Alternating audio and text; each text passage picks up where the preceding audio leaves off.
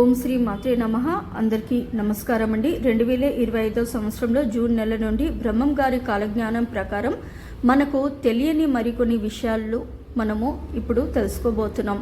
బ్రహ్మం గారి కాలజ్ఞానం అంటే పోతులూరి వీరబ్రహ్మేంద్ర స్వామి భవిష్యత్తులో జరగబోయే అనేక విషయాలు ముందుగానే దర్శించి తాళపత్ర గ్రంథాలలో రచించి భద్రపరిచినవి. ప్రస్తుత కాలంలో జరిగే అనేక విషయాలను ఆయన చెప్పిన కాలజ్ఞానానికి సంబంధించిన బ్రహ్మం గారు అప్పుడే చెప్పారు అనడం మనం వినే ఉంటాం. అయితే చెప్పినది అనేకం జరిగినట్లు అంతర్జాతీయంగా ప్రజల విశ్వాసం.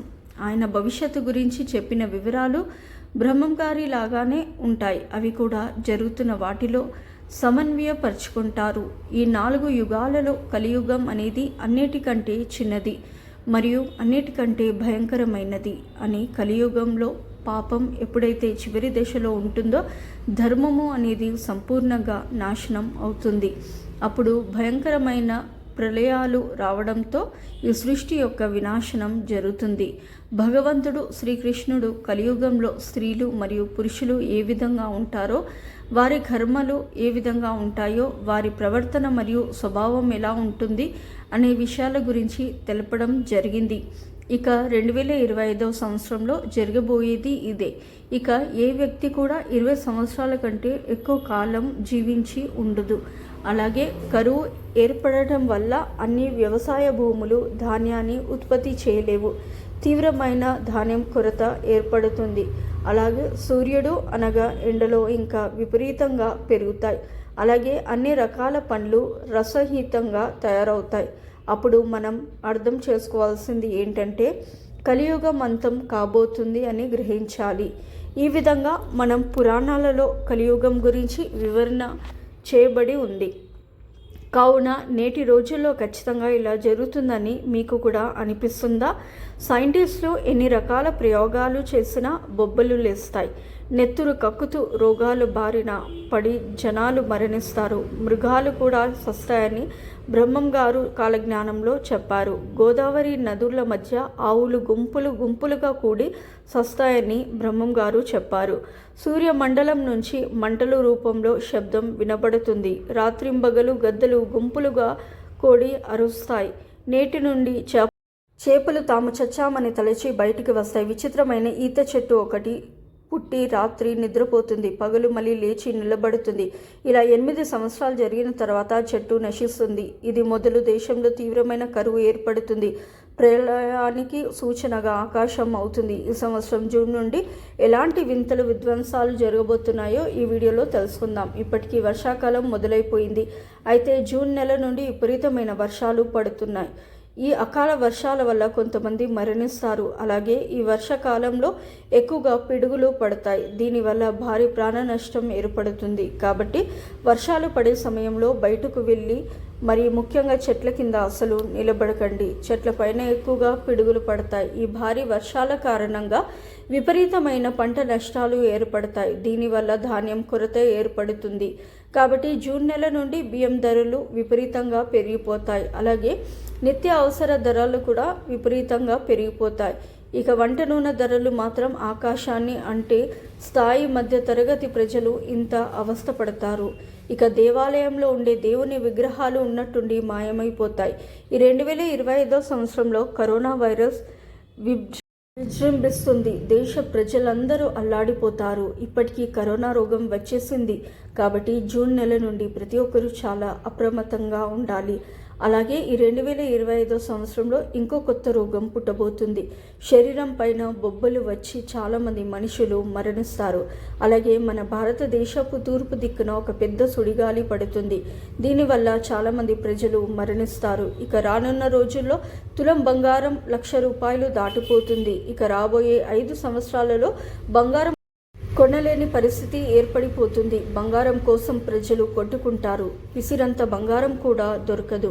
కంచి కామాక్షి అమ్మ కంట్లో నుంచి రక్తం కారుతుంది. అలాగే మధుర మీనాక్షి అమ్మ తన భక్తులతో మాట్లాడుతుంది. శ్రీశైలంలో ఉన్న మల్లానా స్వామి కూడా తన భక్తులతో మాట్లాడుతాడట. 150 సంవత్సరాల తర్వాత శ్రీశైలంలో ఉన్న మల్లికార్జున స్వామి శ్రీశైలాన్ని విడిచిపెట్టి వింధ్య పర్వతాలకు వెళ్ళిపోతాడు. ఇక దేవత వృక్షం అయిన వేప చెట్టుకు మామిడికాయలు కాస్తాయట. అలాగే చింత చెట్టుకు మల్లెపూలు పూస్తాయి. పర్యావరణంలో మార్పుల వల్ల సముద్రంలో ఉన్న జీవులన్నీ బయటకు వచ్చి చనిపోతాయి. ఇక రాబోయే రోజుల్లో ప్రకృతి విపరీతాలతో ఎన్నో విధ్వంసాలు జరగబోతున్నాయి. స్త్రీలకు అలాగే పురుషులకు కామ కోరికలు పెరిగిపోతాయి. ఆచార సంప్రదాయాలను మర్చిపోయి విచ్చలవిడిగా ప్రవర్తిస్తారు. బంధుమిత్రులు విభేదాలు లేకుండా డబ్బు కోసం ఎంతకైనా దిగజారిపోతారు. డబ్బు కోసం అక్రమ సంబంధాలు పెరిగిపోతున్నాయి. వావి వరుసలు మర్చిపోతారు. మనిషి కామానికి అదుపు ఉండదు. కామానికి బానిసైపోతారు. మనుషుల కామానికి ప్రపంచం మొత్తం అనాథ పిల్లలతో నిండిపోతుంది. ప్రేమ అనురాగాలు తగ్గిపోతాయి. ఇక రాబోయే సంవత్సరంలో చిన్న పిల్లలే గర్భం దాల్చుతారు. ఇక రాబోయే కొన్ని సంవత్సరాలలో స్త్రీలకు ఆయుష్ పెరుగుతుంది. అలాగే పురుషుల ఆయుష్ తగ్గిపోతుంది.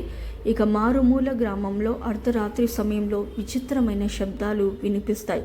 ఆ శబ్దాలు విన్నవారు అక్కడికక్కడే రక్తం కక్కుతూ చనిపోతారట. ఇక్కడ రాబోయే రోజుల్లో ఒక పెద్ద తుఫాను ఏర్పడబోతుంది. ఈ తుఫాను ప్రభావంతో టవర్లన్నీ కూలిపోతాయి. ఫోన్లు కూడా కొన్ని రోజులు పనిచేయవు. ఇక కృష్ణానదికి భారీ వరదలు వచ్చి దుర్గమ్మ ముక్కు పొడుకను తాకుతుంది. ఇక రాబోయే రోజుల్లో తిరుపతికి వెళ్ళే రహదారులన్నీ మూసుకుపోతాయి. అలాగే వెంకటేశ్వర స్వామి సంపదను గుర్తు తెలియని 6 దొంగలు దోచుకుంటారు. దీనివల్ల వెంకటేశ్వర స్వామి కుడి భుజం కదులుతుందట. ఇక రాబోయే రోజుల్లో శత్రువులు పెరిగిపోయి ఒకరిపై ఒకరు చేతబడులు చేసుకుంటారు. అతిగా తినడం అలాగే అతిగా నిద్రించడం వల్ల అనేక కొత్త రోగాలు ఏర్పడతాయి. సులభంగా డబ్బు సంపాదించాలని దొంగ స్వాములు పెరిగిపోతారు. ప్రజలకు మాయ మాటలు చెప్పి ధనాన్ని దోచుకున్నారు. రోజు రోజుకు ధర్మం నశించిపోయే ధర్మమే గెలుస్తుంది. ఈ సంవత్సరంలో వచ్చే ఆషాఢ మాసంలో ఆషాఢ అమావాస్య రోజున సముద్రం ఉన్నట్టుండి ముందుకు వస్తుంది. దీనివల్ల రాత్రికి రాత్రే సముద్ర ప్రాంతాలన్నీ మునిగిపోతాయి. అలాగే ఒక అమావాస్య నాడు ఉదయగిరి కొండపైన శ్రీ మహావిష్ణువు ప్రత్యక్షమవుతాడు. ఈ ఉదయగిరి కొండపైన సంజీవని దొరుకుతుంది. ఆహారంలో కల్తీ పెరిగిపోయి ఎక్కువగా గుండె సమస్యలు ఏర్పడతాయి. ఇక అడవిలో ఉన్న జంతువులన్నీ పట్టణంలోకి ప్రవేశిస్తాయి. ఇక రాజకీయాల్లో చూసుకుంటే ఊహించని మార్పులు జరగబోతున్నాయి. అధికారం కోసం ఎంతకైనా తెగిస్తారో. రాబోయే 5 సంవత్సరాలలో ఆకాశంలో 2 బంగారు హంసకుట్టీలే దేశమంతా తిరుగుతాయి. వాటిని పట్టుకోవడానికి ప్రయత్నించిన మనుషులు ఉన్నట్టుండి మాయమైపోతారు. అలాగే ఈ 2025వ సంవత్సరంలో ఒక వింత నక్షత్రం ఆకాశంలో కనిపిస్తుంది. ఆ నక్షత్రాన్ని చూసిన ప్రజలకు దీర్ఘకాలిక అనారోగ్య సమస్యలు ఏర్పడతాయి. ఇక రాబోయే రోజుల్లో ప్రజలకు దిగుమతి తగ్గిపోతుంది. దీనివల్ల ఎన్నో ఆలయాలు పూజలు లేక మూతపడిపోతాయట. దైవంపై నమ్మకాన్ని కోల్పోయి ఎంతోమంది నాస్తికులుగా మారిపోతారు. భూమిపై పాపాలు పెరిగిపోయి ప్రతి ఒక్కరూ విచ్చలవిడిగా ప్రవర్తిస్తారు. ఇక చాలామంది ఆడవారు పెళ్లి కాకుండానే గర్భవతి అవుతారు. పుణ్యాత్ములు తగ్గిపోయి పాపాత్ములు సంఖ్య పెరిగిపోతుంది. ఇక మనం తినే ఆహారంలో కల్తీ పెరిగిపోతుంది. దుర్మార్గుల సిరి సంపదలతో నిండిపోతున్నాయి. పుణ్యాత్ములు మాత్రం పేదరికంతో ఉంటారు. ఇక భార్య భర్తల మధ్య ప్రేమలు తగ్గిపోయి గొడవలు ఏర్పడతాయి. తండ్రి కొడుకుల మధ్య ద్వేషాలు పెరిగిపోతాయి. ఎవరికి వారే రాజులుగా ప్రవర్తిస్తారు. మనుషులపై నమ్మకం తగ్గిపోయి తప్పుకు విలువ పెరుగుతుంది. ఇక 2060 సంవత్సరం నాటికి మన ప్రపంచంలో ఉన్న జనాభా మొత్తానికి 50% తగ్గిపోతుంది. అలాగే రాబోయే 10 సంవత్సరాలలో ఒక ఎండాకాలంలో 15 రోజుల వరకు గోదావరి నదిలో చుక్క నీరు లేకుండా పోతుంది. 16వ రోజున పెద్ద వరదలు ఏర్పడతాయి. అలాగే కాశీలో ఉన్న గంగా నది ఎండిపోతుంది. భూమిపై చుక్క నీరు లేక ఈ కలియుగం అంతమైపోతుంది.